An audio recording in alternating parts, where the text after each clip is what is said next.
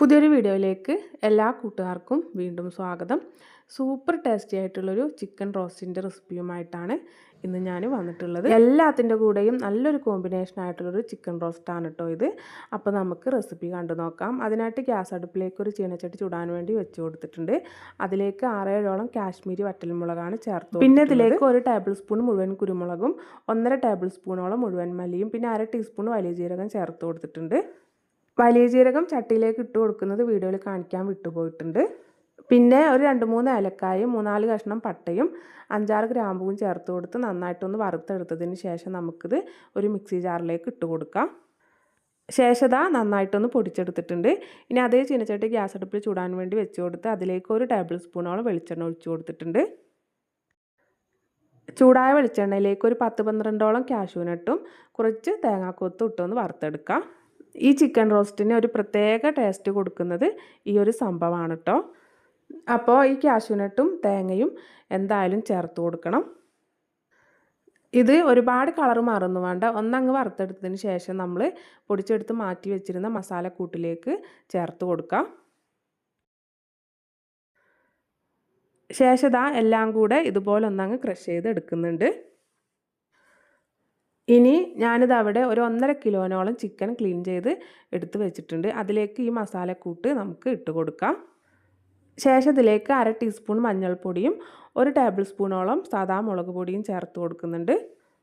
പിന്നെ ഈ ചിക്കനിലേക്ക് ആവശ്യമായിട്ടുള്ള ഉപ്പും ഒരു ചെറുനാരങ്ങയുടെ പകുതിയോളം പിഴിഞ്ഞും കൂടെ കൊടുത്തതിന് ശേഷം നമുക്ക് കൈ വെച്ച് തന്നെ ഇത് നന്നായിട്ടൊന്ന് മിക്സ് ചെയ്തെടുത്ത് ഒരു അരമണിക്കൂറെങ്കിലും ഇതൊന്ന് റെസ്റ്റ് ചെയ്യാനായിട്ട് മാറ്റി വയ്ക്കാം.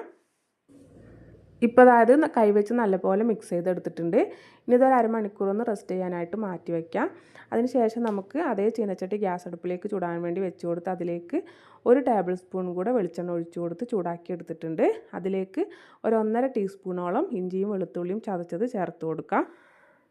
ഇഞ്ചിയും വെളുത്തുള്ളിയും നന്നായിട്ടൊന്ന് മൂത്ത് വന്ന് കഴിയുമ്പം ഒരു 3 വലിയ ഉള്ളി ചെറുതായി നീളത്തിൽ കനം കുറഞ്ഞ് അരിഞ്ഞ് ഇതിലേക്ക് ചേർത്ത് കൊടുക്കുന്നുണ്ട്. ഈ ഉള്ളി വഴണ്ട് വരാനാവശ്യമായിട്ട് ഒരു 1/4 ടീസ്പൂൺ ഉപ്പ് കൂടെ ചേർത്ത് കൊടുക്കാം.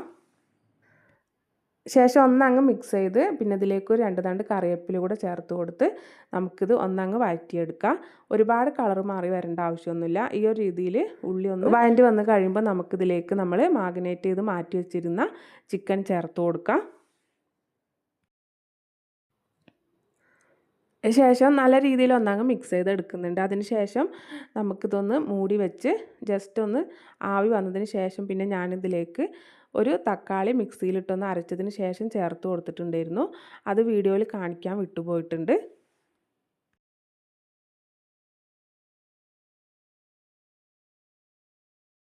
അപ്പോൾ അത് നല്ലപോലെ ഒന്ന് മിക്സ് ചെയ്തെടുത്ത് മീഡിയം ഫ്ലെയിമിൽ വെച്ച് നമുക്കിതൊന്ന് മൂടി വെച്ച് കൊടുക്കുക. അതിന് ശേഷമാണ് കേട്ടോ ഞാൻ മൂടി തുറന്ന് ഇതിലേക്ക് തക്കാളി അരച്ചത് ചേർത്ത് കൊടുത്തിട്ടുണ്ടായിരുന്നു. തക്കാളിയൊക്കെ അരച്ചത് ചേർത്ത് കൊടുത്തൊന്ന് മൂടി വെച്ചിരുന്നു. അതിന് ശേഷം മൂടി തുറന്നപ്പോൾ ചിക്കനിൽ നിന്നൊക്കെ നല്ലപോലെ വെള്ളമൊക്കെ ഇറങ്ങി വന്നിട്ടുണ്ട്.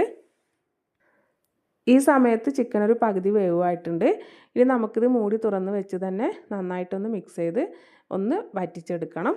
മീഡിയം ഫ്ലെയിമിലൊന്ന് വെച്ച് കൊടുത്താൽ മതി. അതിനുശേഷം ഇടയ്ക്കിടയ്ക്കൊന്ന് ചിക്കനൊന്നും ഉടഞ്ഞു പോവാത്ത രീതിയിലൊന്ന് മിക്സ് ചെയ്ത് കൂടെ എടുത്താൽ മതി.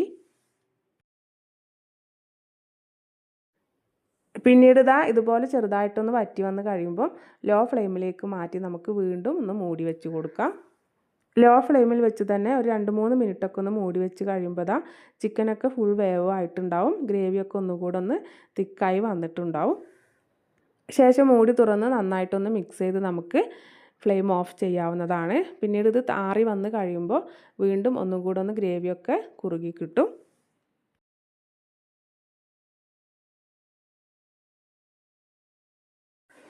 അപ്പോൾ ഇത്രയേ ഉള്ളൂ കേട്ടോ. വളരെ രുചികരമായിട്ടുള്ളൊരു ചിക്കൻ റോസ്റ്റാണ് കേട്ടോ ഇത്. എല്ലാവരും ഒരു പ്രാവശ്യമെങ്കിലും ഒന്ന് ട്രൈ ചെയ്ത് നോക്കണേ. നിങ്ങൾക്ക് വീഡിയോ ഇഷ്ടപ്പെട്ടാൽ ലൈക്ക് ചെയ്യാനും ചാനലൊന്ന് സബ്സ്ക്രൈബ് ചെയ്ത് സപ്പോർട്ട് ചെയ്യാനും മറക്കല്ലേ. നമുക്ക് അടുത്ത നല്ലൊരു റെസിപ്പിയുമായി വീണ്ടും കാണാം.